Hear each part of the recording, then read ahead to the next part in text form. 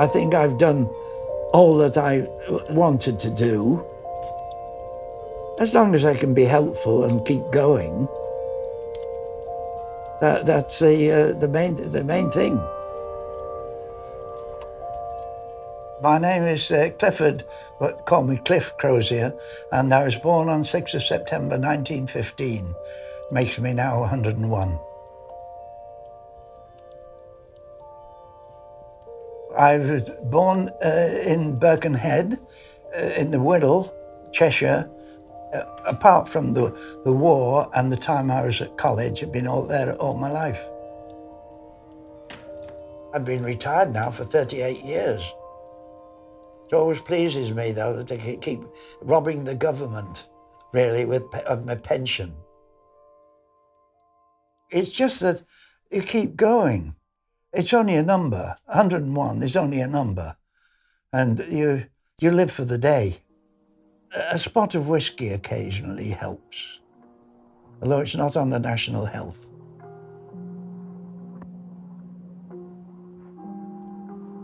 I have so many fond memories. Sometimes sit down in my chair and I think back, and I try to sort of reorganize this story about these people that I have got in my mind, and mix them up together first and then pair them all.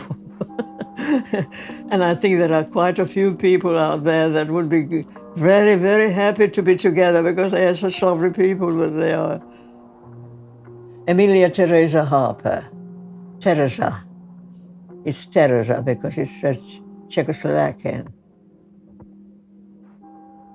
103, my goodness me. 3 is my lucky number. I have always been lucky. I've never been unlucky, touch wood.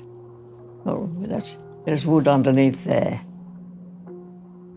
I was in Czechoslovakia when I was a young girl, and I was living with my grandparents because my father was a prisoner of war. We came over to England to be with our father when he was released from the war. Everything makes me happy. I love talking to people. I like doing things. I like going out shopping.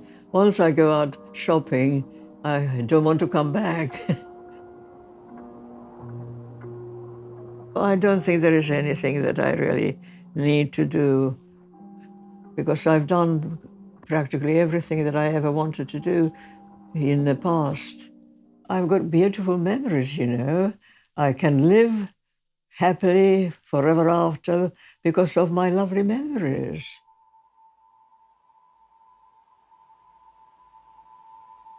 Do you know Sri Lanka? I climbed up the tower there, Sirigura, which is 600 feet up to the top. I've always been fond of the water, and I did a lot of yachting when I was young as well, another part of my misspent youth. My name is John Dennerley. I'm 102 and a half. I was born at an early age, before World War I, in Denton, Manchester. I've had a relatively easy life, even with the RAF 5 years of war. It was an adventure more than a penalty, even amongst the bombs. But I wasted a lot of time, my childhood, entertainment, that sort of thing. Even staying up till sometimes right through from midnight right through to breakfast time, and Mother would come down in the morning and say, "Haven't you been to bed, John?" And I'd say, "No, I've been listening to the Schenectady, New York on the radio with the jazz band."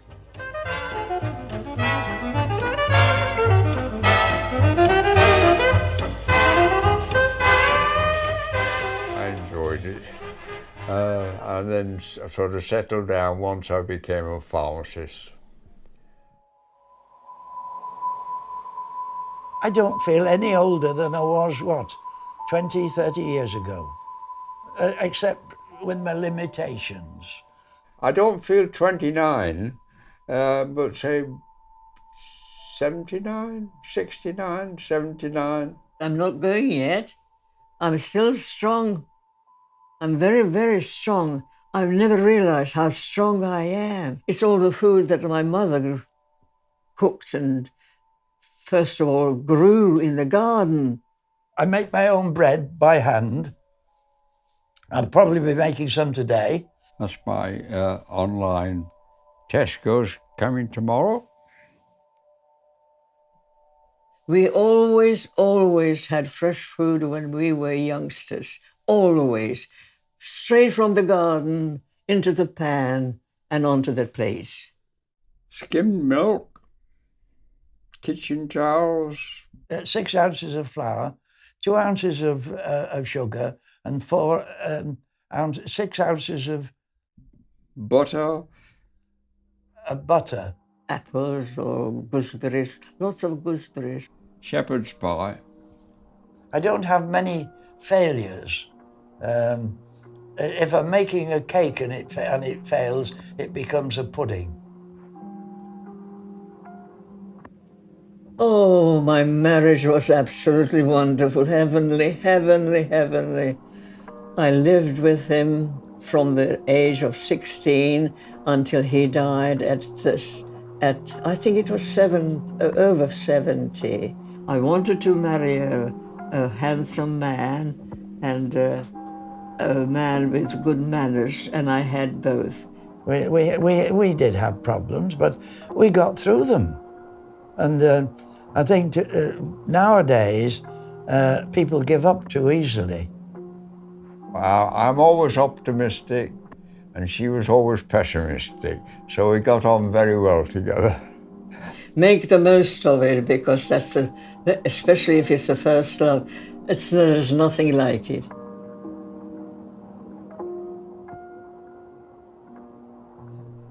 When I had my first children, I had twins, but unfortunately I lost the twins, and that was the most tragic moment in my life. But I had a daughter, and I enjoyed her company very much indeed, loved her immensely. When I lost my first baby, it was one of the twins went, I was devastated. Eventually, of course, you get used to it, because life goes on regardless. You get healed, and what you never forget. So, it's really wonderful to have something left behind, even if they are no longer here. They're there, they're in your mind, they're in your air, all around you. It's really a wonderful, wonderful feeling. I think a lot of my children, even today, after all these years. I can still sit here and I can talk to them, and as if they were still alive. When people pass this way, they hear me talking to myself. They think I'm crackers. But I'm not crackers. I'm only just thinking about my children.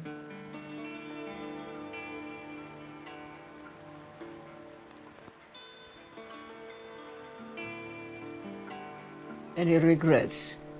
None. None whatever. I can tell you right from my heart. None whatever. If I'd have been more attentive at school in my early life, I'd have studied more and harder. And although I didn't do too bad in the end. So. But I think the sooner you start studying, the better. I was ill at college, and my father came to collect me, and I didn't want to go back with him. I wanted to stay at the college with the friends for a short time, and I always regretted that my dad had made the journey, and I hadn't taken it up. His offer to take me back. I didn't do the right thing by my father. That's the thing. Because I admired him very much. I never said anything.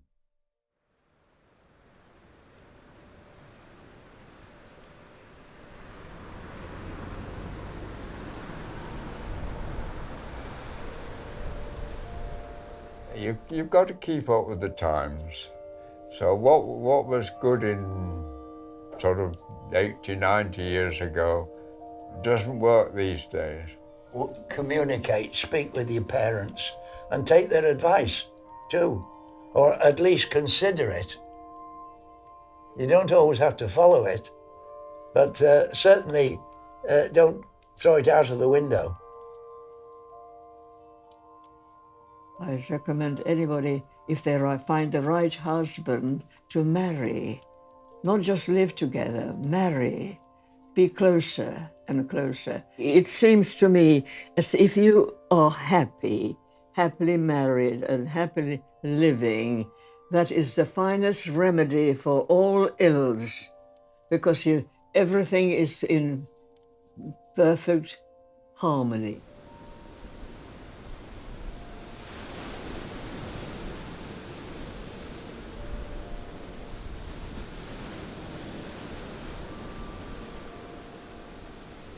Time spent on reconnaissance is seldom wasted, and be as independent as you can, but don't be reluctant to ask for help when you think you need it.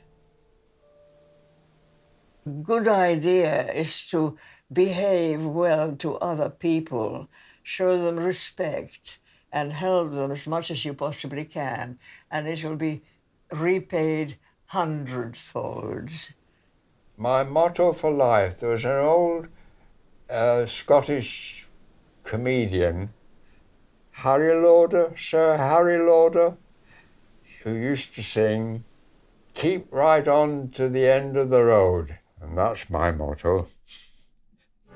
Keep right on till the end of the road. Keep right on to the end. Though the way be long, let your heart be strong. Keep right on round the bend. Where all you love and you dreaming of will be there at the end of the road. The longer I stay, the more noisy I shall get. I'm staying put.